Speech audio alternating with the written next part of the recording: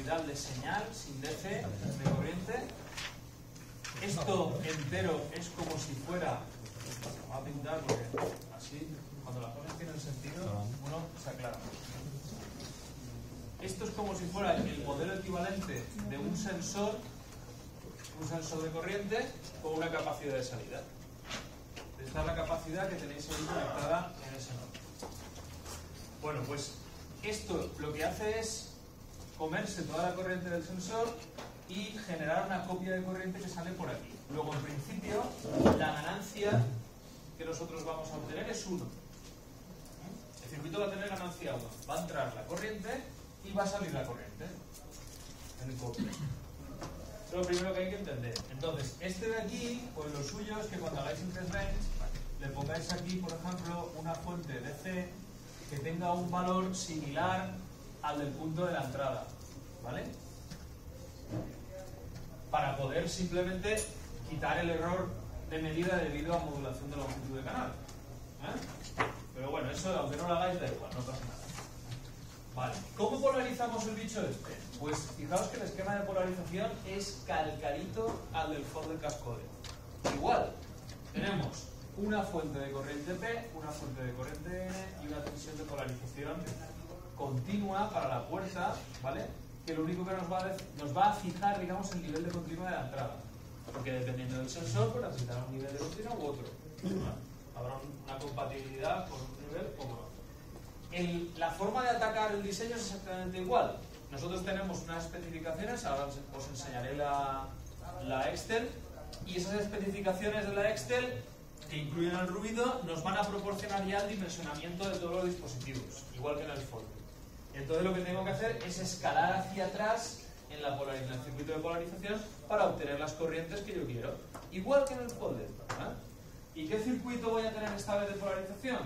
Bueno, pues en esta ocasión tengo una fuente de referencia que sí que es de 100 microamperios, ahora un poquito más grande, ¿vale? Y voy a tener el espejo típico para generar aquí la vías N y aquí para cambiar nuevo al P, ¿vale? ¿Qué copia de corriente tal copia? Cualquiera. Sí, pero la realidad cuál copia. ¿Esta? Sí. Fíjate, M1 y M1, la misma VGS los dos. Es M1. Toda la corriente de entrada entra en M1. Fijaros que la corriente que va por M2 es fija, solo depende de M4.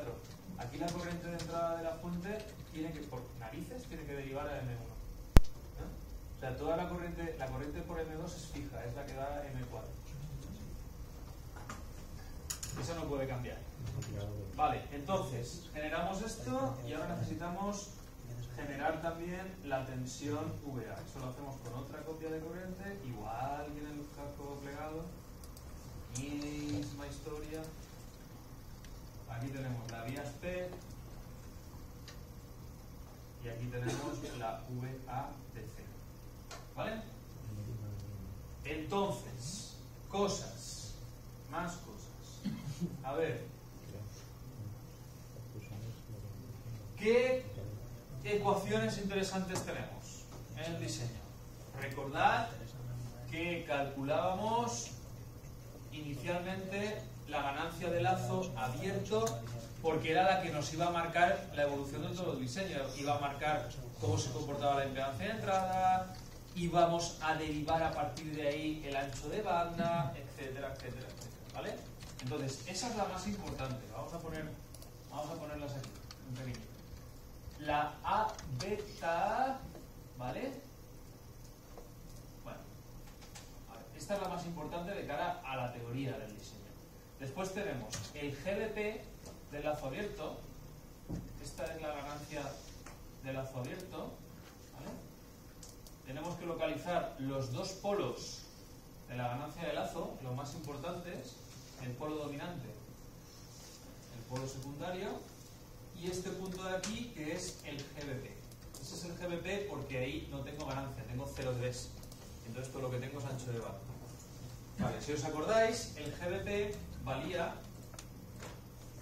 GM1 Cx es la capacidad de este nodo. Primera cosa importante. La capacidad de este nodo es una capacidad que no es parásita. Me explico. Como ya os expliqué en teoría, es obligatorio que el circuito sea estable ante variaciones de la carga de entrada. Si no, esto no tiene ningún sentido. Si tú cambias la carga de entrada y deriva la evolución, el circuito evoluciona y se vuelve inestable o hace cosas raras, eso no tiene sentido. Entonces, hay un máximo de carga que no puedo superar, pero por debajo de ese valor de carga debería de ir perfecto en cualquier situación. Luego, el polo dominante tiene que estar fijado internamente en el circuito. El que controla el comportamiento del circuito tiene que ser interno. Si el polo dominante estuviera fijado por la capacidad externa, al cambiar la capacidad externa, cambiaría el polo dominante y se iría allá a un brazo a la tollina, el circuito, ¿vale? Entonces, ¿qué tengo que hacer? Tengo que poner un condensador ahí potente para fijar ese polo. Y ese condensador tiene que estar hecho, por ejemplo, para ahorrar área, con un condensador de polisilicio o con un condensador de metal, los MIMS, ¿vale? O incluso puede ser con un MOSFET del revés, como teníais la carga en el fold del casco, que es el elemento que más capacidad da. Lo que pasa es que es un poco raro de manejar, entonces se suele utilizar un condensador de estos, ¿vale? Y ese será CX, ese de ahí. Luego ese es un parámetro de diseño, CX es un parámetro de diseño, no es un parásito, es un valor que ponéis vosotros en el diseño. Vale, ese punto es importante. El P2 es importantísimo. Como vimos el otro día, el P2 se definía en función de la posición relativa al GBP. El P2 es n veces GBP. Y en función de este valor de n, tenía la dinámica del circuito. Todo el n es el que controlaba la dinámica del circuito, el que fijaba el ancho de banda, el que fijaba la respuesta al margen de fase del circuito. La posición de este polo relativa al paso por 0 dB es la que controla realmente la dinámica del circuito en un sistema de segundo orden. Entonces, si yo escojo n igual a 2, ¿vale?, que es el punto óptimo, automáticamente el ancho de banda, otra ecuación de diseño, es igual a raíz de 2 por el GBP. ¿Vale?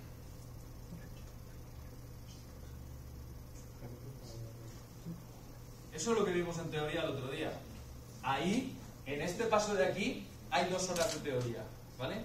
No voy a volver a repetirlo, porque de ahí es donde vimos cómo sacar la ecuación de la función de transferencia de todo el sistema basándonos únicamente en la impedancia de entrada, el divisor de corriente, la respuesta de segundo orden, etcétera, etcétera, etcétera, ¿vale? Entonces, esto no lo creemos, es así, está demostrado, y eso lo tenéis que plasmar en la memoria, vuestra versión de lo que yo dije en teoría. Pero es así. Entonces tendré un ancho de banda que es como 1,4 veces el GBP.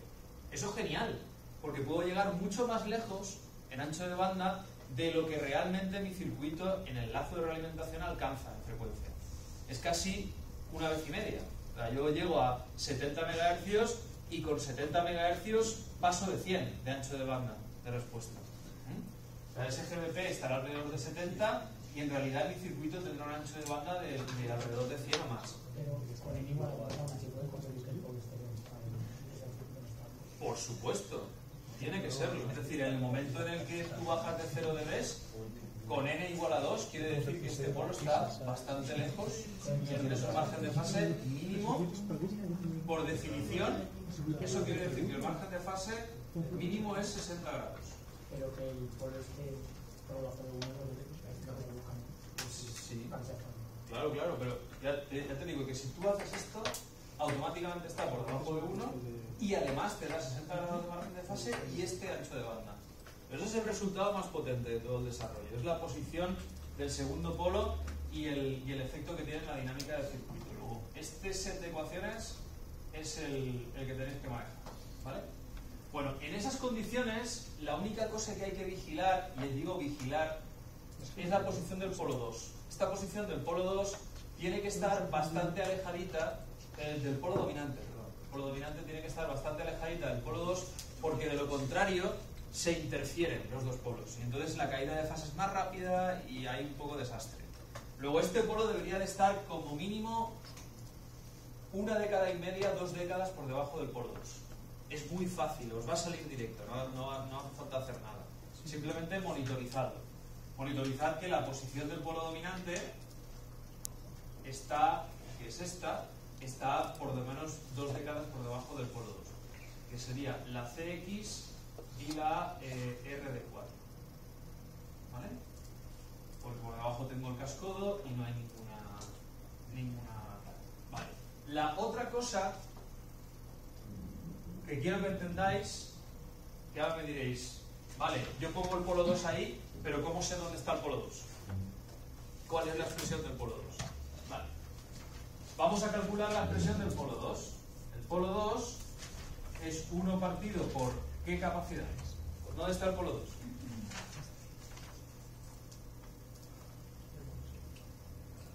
¿Cuál es el polo 2? Este es el polo dominante.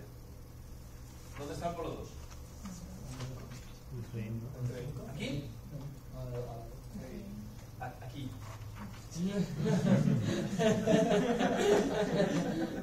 Muy bien. Está en la entrada. Bien. Vale. ¿Y qué impedancia ve el polo 2?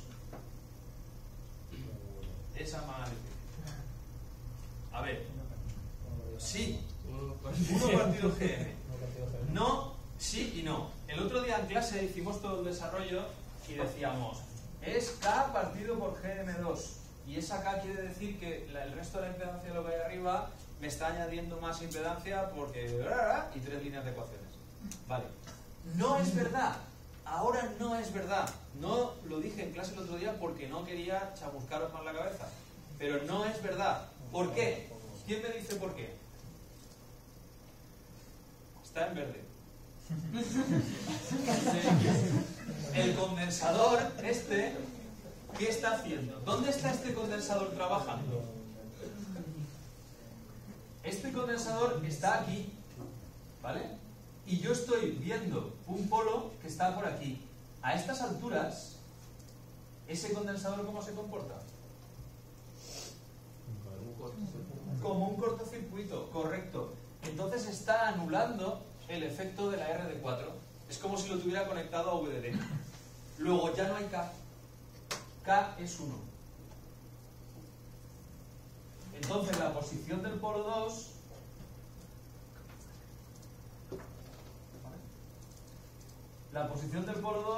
es GM2 partido por CI. Y eso también ayuda. Eso ayuda un montón. Porque si no esa K hace que esté más cerca el polo, lo tira para abajo y fastidia.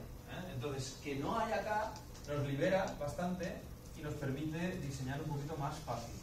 Con lo cual, la posición del polo 2 es esa. Entonces, ¿esto cómo hay que organizarlo? Bueno, pues en la Excel tendréis que tener, en algunos parámetros de estos de diseño, como 2 columnas. O sea, una columna que es el objetivo, y entonces ahí sabéis que el polo 2 tiene que ser 2 veces el GDP, ¿vale? Y otra cosa, otra columna, que será la realidad. Y eso quiere decir que el polo 2 está en 1 partido por, o el GM2 partido por CI. ¿Eh? Cuidadito que todas las expresiones de los polos están en radianes partido segundo. Y cuando manejéis el GBP lo normal es que lo pongáis en hercios. ¿No os liéis? O sea que esto es en radianes partido segundo.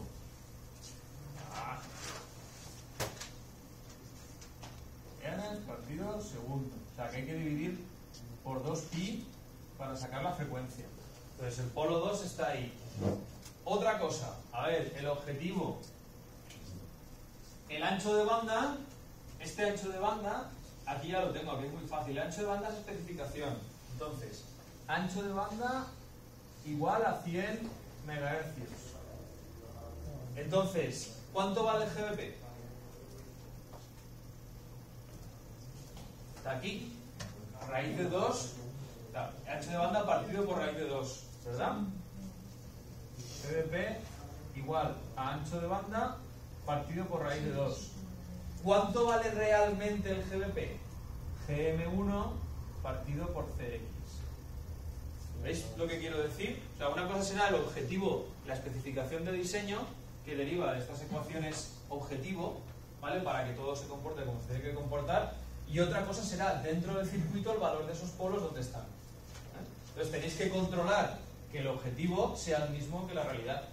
Y en eso se basa la Excel, en darle valores a las GMs para que todo eso funcione. Aquí hay literalmente 3 o 4 parámetros que dan igual. O sea, las RDs, por ejemplo, de las fuentes. Esta fuente todavía controla el polo, pero la RD de este, la RD de este, la RD de este, la GM de este, afectarán parcialmente al ruido y en ocasiones a nada. Bueno, al final sí, al final afectan, como sabéis ya, del fold de cascode a la distorsión y esas cosas. Entonces sí que afectan a la calidad del diseño, pero no son cruciales. Entonces hay muchas cosas que, bueno, como ya sabéis más o menos el orden de los parámetros que poner, porque en la práctica anterior, pues vais dando valores típicos para que la cosa no se dispare en área, para que no consuma un huevo. Vale, entonces, ¿qué nos falta para redondear el pastel? Pues nos falta el ruido. Os voy a poner aquí el resumen del ruido porque si tuviera una foto de las caras de los que veía en clase os la enseñaría. Pero no la tengo. A ver, este es el ruido de salida. La densidad espectral de ruido a la salida. ¿Vale? Sí. Vale, este es el 4. Este es el 5.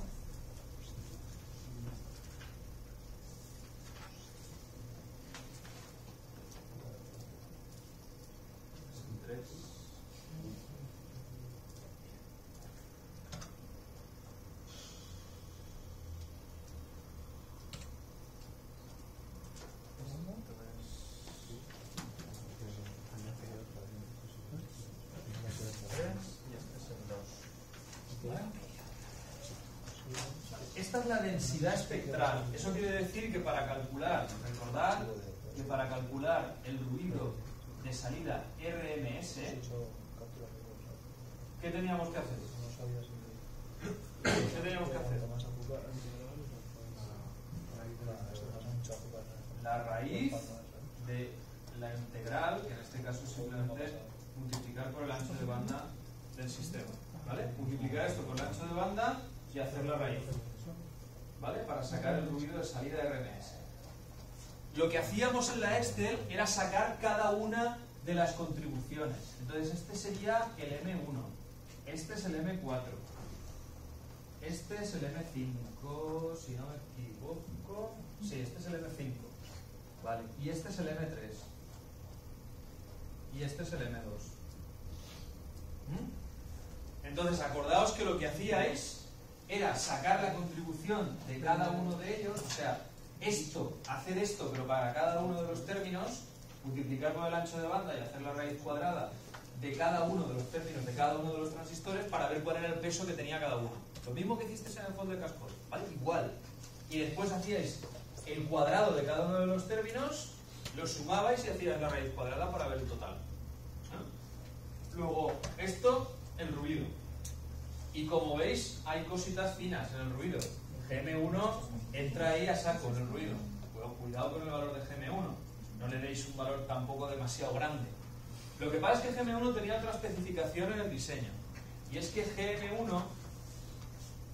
GM1 tiene que cumplir con la especificación de que la entrada máxima es de 500 microamperios. Entonces, para mantener cierta linealidad con 500 microamperios de entrada, que es bastante, se tiene que cumplir que la expulsión de corriente máxima partido por la expulsión de tensión, que es la GM, sea suficientemente grande. Suficientemente grande, así a ojo de buen cubero, significa que esta delta de VGS esté alrededor de unos 0,5 voltios, como mucho. Entonces eso nos va a dar pues más o menos 1 miliamperio partido voltio, algo así, para GM1 mínimo. de ahí para arriba. Pero claro, esto entra en conflicto con el ruido. O sea que si le dais de mucha linealidad, fastidiaréis el ruido. Esto es otra de las especificaciones del diseño. Si veis la última versión de la práctica que he subido, porque la modifiqué ligeramente el lunes, tenéis... Vale, está lo de la tablita esta de especificaciones, el ruido, ¿vale? CI, que es un picofaradio y todo eso. Y aquí abajo he añadido esto que sé que os encanta, porque me lo habéis ya varios, ¿vale? Una figura de mérito, para ver por dónde va vuestro diseño. Es muy sencilla, simplemente están todos los términos normalizados a lo que se espera de la figura de mérito. Entonces, el margen de fase a 65, el ancho de banda en megahercios a 100, el consumo, IDC es el consumo en corriente del circuito, que es la corriente que sale de la fuente de alimentación. Y ya está, ¿vale? 600 microamperios y el ruido 80. El ruido sale seguro, o sea, no hay ningún problema en sacar 80 nanoamperios, quitando la polarización, como el fold de casco. De ahí no vais a tener demasiados límites. Y el diseño es muy flexible, es un diseño que hay miles de combinaciones y todas funcionan. Se puede optimizar más en una cosa o en otra, pero es bastante flexible, no os va a dar muchos quebraderos de cabeza, en serio, ¿vale? Lo único es que os falta una herramienta. Os falta una herramienta de simulación que os permita sacar la gráfica fundamental, que es la ganancia de lazo, en el lazo abierto, ¿vale? Y afortunadamente, aquí el amigo Cadence, aquí sí lo ha hecho bien. Vamos a ver.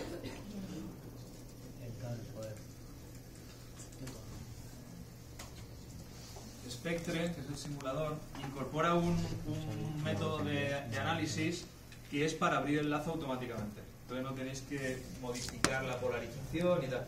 Antiguamente, en Spice, la apertura del lazo era un show. Había que abrir el lazo, mantener la polarización, todavía había que meter unos filtros LC con valores de bobinas de Henrios y cosas así, para que se mantuviera la polarización pero el señal estuviera abierto y, bueno, un show. Y aquí no, aquí lo hace todo automáticamente y lo hace muy bien, ¿no? Entonces, lo mismo de la otra vez, no pilléis los valores porque están mal, la mayoría de ellos, ¿vale? Pero la idea del circuito es esta, ¿vale? Eso de ahí. Entonces, la forma de decirle al simulador dónde queréis que se abra el lazo, vamos a cargar una sesión. A ver, por Dios, los estados de simulación, guardadlos aquí en CellView, ¿sabes? ¿Vale? Bien. Que todo el mundo lo guarda en el Artist Stage y los pierde a la segunda. Vale. Bueno, pues además de las responsabilidades de simulaciones de DC, AC y Noise, tenéis una cuarta que es STB. STB es una simulación en frecuencia, un barrido en frecuencia, logarítmico. Vale, aquí le he puesto 10K porque el primer polo empieza por acelerar, pero en realidad pues, si le ponemos 10 Hz también va perfecto.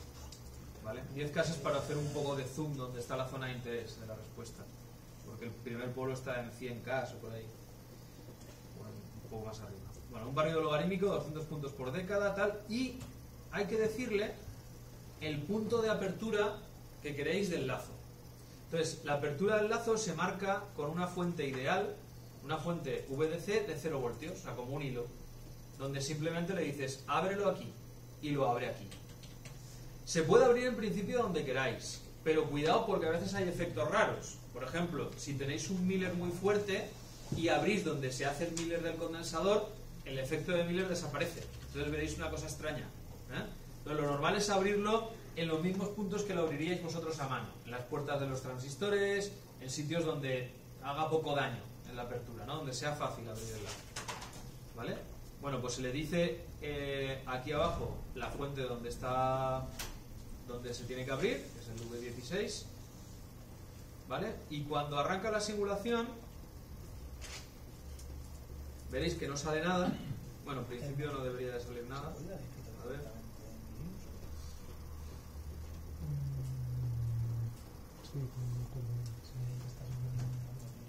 De vez en cuando notaréis algún retraso en la licencia, es porque estamos usándola para hacer una simulación. Una combinación de teclas. ¿Vale? Bueno, y os tiene que salir una cosa como esta. Bueno, en principio no saldrá nada, pasará como con la del ruido. Hay que buscar los datos. Los datos están en aquí, en Results, Direct Plot, igual que la de ruido, Main Form, STB. Y en STB hay que marcar Loop Gain, fase y magnitud, ¿vale? Y en dBs. Entonces le podéis añadir la opción esta de Add to Outputs para que las meta ya directamente en las salidas del ADE, ya no hace falta volver a entrar en la ventanita esta, y las ploteáis. Y lo que tenéis que ver pues es esto, que además queda chuli, chuli de verdad. Como veis, ¿El rojo? Ah. el rojo la fase. Ya, pero es que no se ve. Ah, que no se ve, No se ve perdón. mucho, pero sí. Sí, sí, no. Es que voy a contar alguna cosilla y así lo... Mira, Ahora sí. así lo veis. Vale, fijaos, primer polo que está por ahí, un poquito por debajo de 1 MHz, segundo polo que está por ahí. ¿Cómo se saca la posición de los polos? Se saca por la fase, no por la magnitud. Se saca por la fase porque es más precisa. Sabéis que el primer polo está en una caída a 45 grados. El polo son 90, una década antes y una década después. Entonces, el polo justo está a mitad, a 45 grados. Entonces, pilláis el desfase 45 grados. Fijaros que Cadence empieza a contar, como os dije, en 180, porque para él el mezclador es sumador, no es restador. Entonces pilla 180 y va bajando. 180, 135, el primer polo. Y el segundo polo está en 45. Lo que pasa es que el segundo polo, fijaros que la tendencia de la fase es distinta. No tiene la misma pendiente. ¿Por qué? Porque no hay solo un polo ahí. Ahí hay la tira de cosas. Hay más polos, hay ceros, hay un montón de historias. Entonces ahí el desfase es un poco más errático. Y de hecho el comportamiento, si lo veis así un poquito de lejos, os dais cuenta de que no hay un solo polo, sino que hay un conjunto de cosas, ¿vale? Pero bueno, más o menos se puede estimar por ahí, que es el segundo polo, que está perfecto en su sitio, sale a la primera. El error entre la Excel y esto es menos del 10%. A la primera, o sea, sin comértelo mucho la cabeza. Para que aquí claváis el diseño, enseguida es muy fácil clavarlo.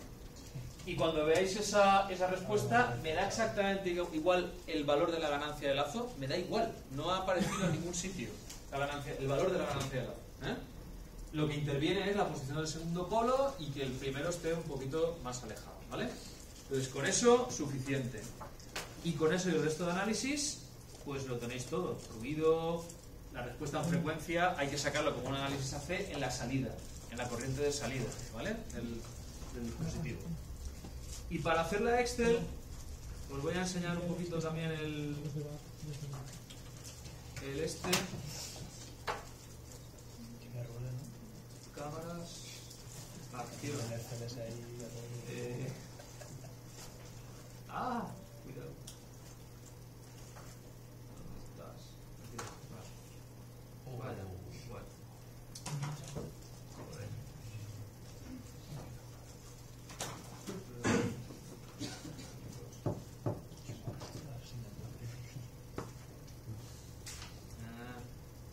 Perdón.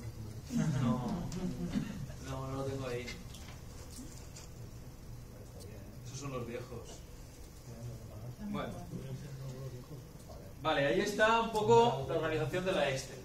Tenéis los parámetros, las constantes, ahí arriba, especificaciones básicas en rojo, en verde he puesto los resultados de simulación. Son unos resultados de simulación, con la figura de mérito para ver por dónde van los tiros. La figura tiene que ser superior a 1, ¿vale? Si es inferior a 1 es que estáis por debajo de la media. Vale, las GM, las RD, las ID, lo mismo que antes, ¿vale? El ruido por transistores y el total, resultados de escalado, de dimensionamiento, con las hojitas, ¿vale? Y la diferencia un poquito que hay con lo anterior es esto que os decía, que en alguno de los parámetros hay que verificar el valor. O sea, nos da un valor teórico y tenemos un valor práctico del diseño. Y hay que comprobar, pues por ejemplo en este caso, el polo 2 teórico tenía que estar aquí y hay que ajustar este valor de aquí, que es el práctico, el gm2 partido cx, para que esté por encima o en la misma posición, ¿vale? K es 1, el polo 1 que me da exactamente igual donde esté, siempre y cuando esté lejos del polo 2 y ya está, ¿vale? Luego, en realidad es más fácil que el anterior, lo único que hay que entender, ¿eh? Pero el procedimiento es más sencillo que el anterior, ¿vale? No son óptimos los valores.